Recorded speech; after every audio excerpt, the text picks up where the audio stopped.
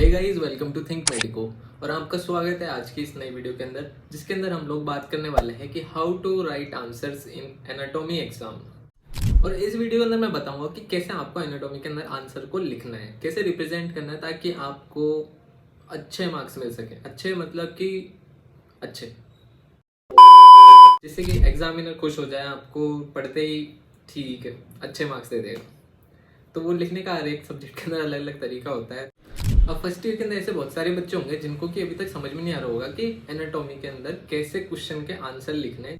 कोई भी क्वेश्चन अगर मान लो कि वो 20 मार्क्स का क्वेश्चन है तो उसके अंदर कैसे अटेम्प्ट करना है उसको, तो वो सब कुछ मैं इस वीडियो में बताऊंगा। इसीलिए मैं ये वीडियो बना रहा हूँ। तो चलिए जल्दी से शुरू करते हैं बिना किसी टाइम वेस्ट के।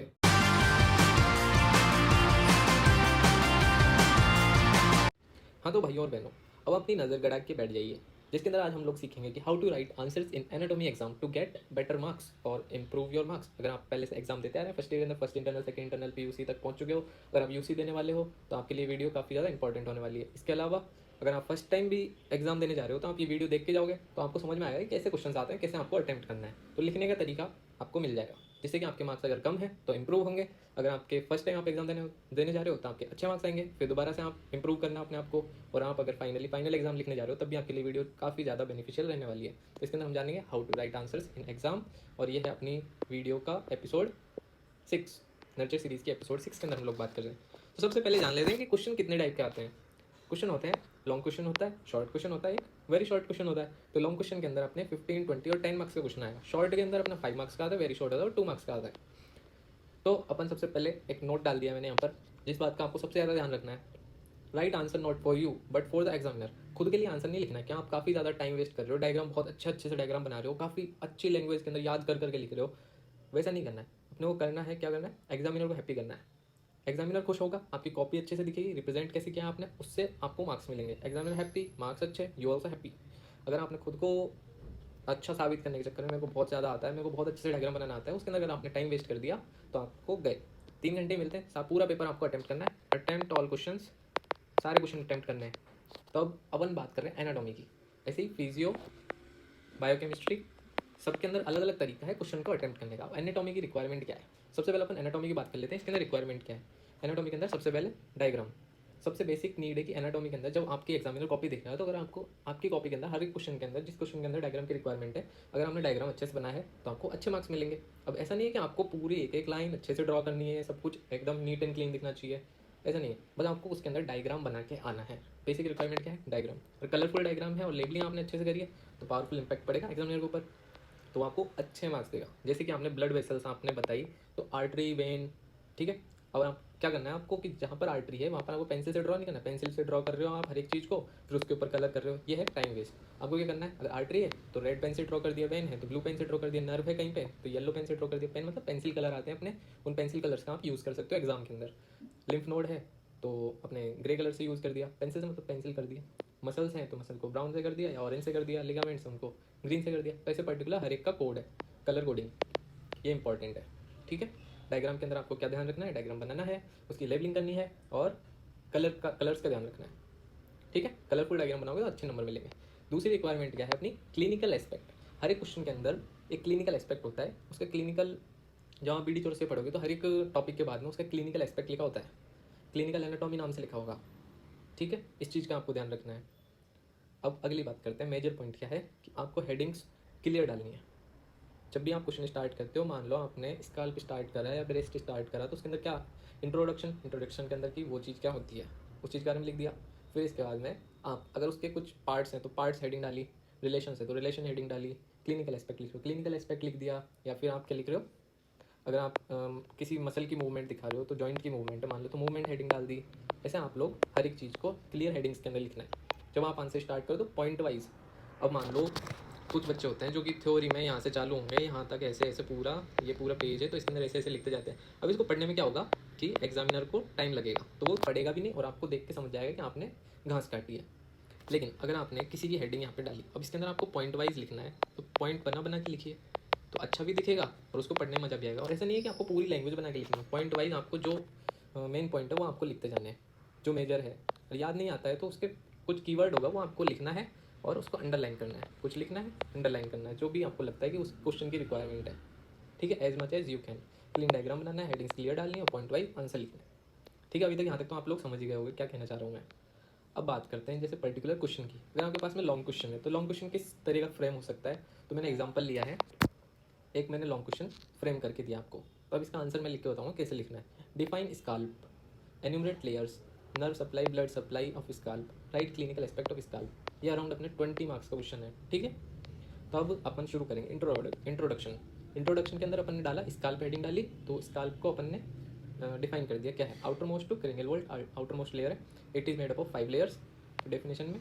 तो 5 लेयर्स के नाम लिख देने आपको, ये रहे, पहले यहाँ पे नाम लिख दो और फिर इसके बाद में आप उसके बारे में अच्छे से समझा दो। देन आपको क्या करना है, डायग्राम बनाना है, एक डायग्राम बनाना है क्लीन एंड क्लियर। इसके अंदर हर एक की क्या है, लेबलिंग कर देनी है, ठीक है। यहाँ पर ये हेयर्स है, तो हर एक चीज़ का आपको क्या करना है, डायग्राम बनाना है और अच्छे से लेबलिंग करनी है। अगला पॉइंट क्या है, ये तो अपने क्या हो गया, डिफाइन स्काल्प। तो स्काल्प को डिफाइन कर दिया अपन ने, उसका डायग्राम आता था, पूछा नहीं है तब भी अपन को क्या करना है, डायग्राम बनाना है। अब पूछा है अगला क्वेश्चन में, मतलब अगले पॉइंट में, एन्यूमरेट लेयर्स, तो लेयर्स के नाम अपन को लिखने हैं यहाँ पे। तो एन्यूमरेट लेयर्स, स्काल्प की शॉर्ट फॉर्म होती है, ट्रिक है अपने आप में, जो कि बीडी चौरसिया में दे रखी है और जनरल है, ACALP। तो इस तरीके से आपने लेयर्स को एन्यूमरेट कर दिया। एन्यूमरेट मतलब क्या होता है, उस चीज़ के बारे में उसका नाम लिखना है। जैसे आपके enumerate the movements off shoulder, तो आपको सिर्फ नाम लिखना है, एडक्शन, एबडक्शन, एक्सटेंशन, फ्लेक्शन, इस तरीके से आपको सिर्फ नाम लिखना है मूवमेंट्स के। ओके, समझ गए, चलिए ठीक है। और अगला पूछा था उसने नर्व सप्लाई, तो आपको क्या करना है, नर्व सप्लाई की आपको थ्योरी आती है, तो थ्योरी लिखनी है। मोटर सप्लाई, सेंसरी सप्लाई होती है, तो आपने लिखा, देन उसका नाम लिख दिया कि मोटर नर्व्स कौन सी होती हैं, सेंसरी नर्व्स कौन सी होती हैं। देन उसका डायग्राम है, तो डायग्राम आपने बना दिया।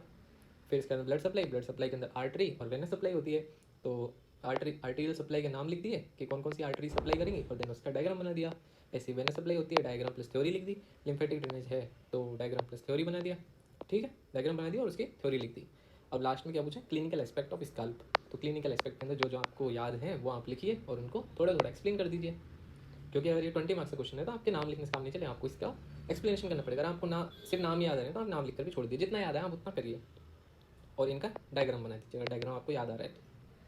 वैसे हर एक चीज़ का डायग्राम होता है, तो आप जितना ज़्यादा डायग्राम हो सकते हैं उतना ज़्यादा डायग्राम बनाइए, यही बेस्ट वे है मेरे हिसाब से तो। क्योंकि मैंने खुद ने अपने फर्स्ट ईयर के अंदर एनाटॉमी के अंदर डायग्राम पे बहुत ज़्यादा प्रैक्टिस करी थी। तो मैं मेजरली जब क्वेश्चन स्टार्ट करता था उसके अंदर 3-4 लाइनें लिख के फिर मैं डायग्राम बना देता था बड़ा सा, तो उसके अंदर काफ़ी ज़्यादा पेजेस बढ़ जाते थे। अराउंड अभी 20 मार्क्स का क्वेश्चन है तो इसके अंदर अराउंड 5 to 6 पेजेस या 7 पेजेस 8 पेजेस के आसपास आपका काम चल जाएगा, ठीक है। और ऐसा नहीं कि कम मार्क्स मिलेंगे, अच्छे मार्क्स मिलेंगे अगर आपने डायग्राम अच्छे से बनाया है, थ्योरी आपने अच्छे से लिख दी है, रिप्रेजेंट अच्छे से किया है, बड़ी बड़ी हेडिंग्स डाली हैं, तो आपको अच्छे मार्क्स मिलेंगे। अब बात करते हैं अपने शॉर्ट क्वेश्चन की। शॉर्ट टाइप का क्वेश्चन आएगा तो कैसे आएगा। अब मान लीजिए एग्जाम्पल आपने क्वेश्चन में डायरेक्ट पूछ रखा है टंग, तो टंग के बारे में आप पूरी रामायण तो नहीं लिख सकते, बहुत सारी चीज़ें लिखने की, लेकिन उसके अंदर से भी आपको चूज़ करना है कि आपको क्या लिखना है। अब इंट्रोडक्शन के अंदर टंग, टंग क्या होती है उसके बारे में लिख दिया, देन उसका डायग्राम बना दिया। फिर इसके बाद में उसके कुछ रिलेशंस होते हैं, आसपास के स्ट्रक्चर, टीथ होता है, सॉफ्ट पैलेट होता है, हार्ड पैलेट होता है, कहाँ से कहाँ तक होता है, बस जनरल पेपिला वगैरह ये सब कौन कौन से स्ट्रक्चर्स होते हैं उसके आसपास की रिलेशन आपने लिख दी। फिर इसके बाद में supply, blood supply, nerve supply, उसका लिम्फेटिक ड्रेनेज वगैरह ये सब आपने लिख दिया। देन क्लिनिकल एस्पेक्ट लिख दिया कि टंग के क्लिनिकली क्या है, क्लिनिकल एस्पेक्ट आपने उसका लिख दिया। तो इससे अराउंड आपके 3 to 4 पेजेज आप भर सकते हो। 3 पेजेस मोस्ट मैक्सिमम बहुत है। आपको ऐसा नहीं है कि हर एक क्वेश्चन के अंदर 3 पेजेस भरने हैं, जितना आपको आता है, जितना आप अच्छे से लिख सकते हो उतना अच्छे से लिखिए। ज़्यादा टाइम वेस्ट मत करिए कि आपको टंग के बारे में बहुत सारी रामायण पता है, आपने 5-6 पन्ने 7 पन्ने भरे जा रहे हो, ऐसा नहीं करना है। उससे क्या है कि अगला क्वेश्चन आप जब अटेम्प्ट करोगे उसके अंदर वो टाइम रह जाएगा, वो क्वेश्चन आप अटेम्प्ट नहीं कर पाओगे, फिर लास्ट में टेंशन में आ जाओगे कि ये क्वेश्चन रह गया, वो क्वेश्चन रह गया। इससे अच्छा है कि नीट एंड क्लीन लिखिए और point wise line to line चलते रहिए। जो आपको आता है वो आप लिखिए, और जो आपको नहीं आता उसके लिए कम आता है तो उसके अराउंड, जैसे 5 मार्क्स का क्वेश्चन तो 2 पेजेस या 3 पेजेस का गैप छोड़ दीजिए, समझ रहे हो, गैप छोड़ छोड़ के लिखना है। ये क्वेश्चन अटेम्प्ट करते हो तो आप उसके अंदर उसको छोड़ सकते हो। अब मान लीजिए आपके पास में इंटीरियर ट्रायंगल पूछा, तो इसके बाद में क्या करना है, इंटीरियर ट्रायंगल को भी आपको पॉइंट वाइज आंसर्स, मतलब आंसर क्या करना है, पॉइंट वाइज हेडिंग वाइज करना है। सबसे पहले इंट्रोडक्शन डाल दीजिए, इंटीरियर ट्रायंगल कहाँ पे होता है, कहाँ से कहाँ तक लाइक करता है और किन किन स्ट्रक्चर से वो बना होता है। फिर इसके बाद में डायग्राम बना दीजिए, देन कौन कौन सी मसल्स इन्वॉल्व होती हैं इंटीरियर ट्रायंगल के अंदर वो लिख दिया, कंटेंट क्या है उसका वो लिख दिया, देन क्लिनिकल एस्पेक्ट लिख दिया। समझ रहे हो, समझ रहे हो ना। चलो ठीक है, अभी अपन ने किस चीज़ के बारे में बात करी है कि आपका शॉर्ट टाइप क्वेश्चन। अब वेरी शॉर्ट टाइप की बात करते हैं, क्योंकि क्वेश्चन तो बीच बीच में सारे आएंगे। वेरी शॉर्ट तो वेरी शॉर्ट क्या है, 2 मार्क्स का।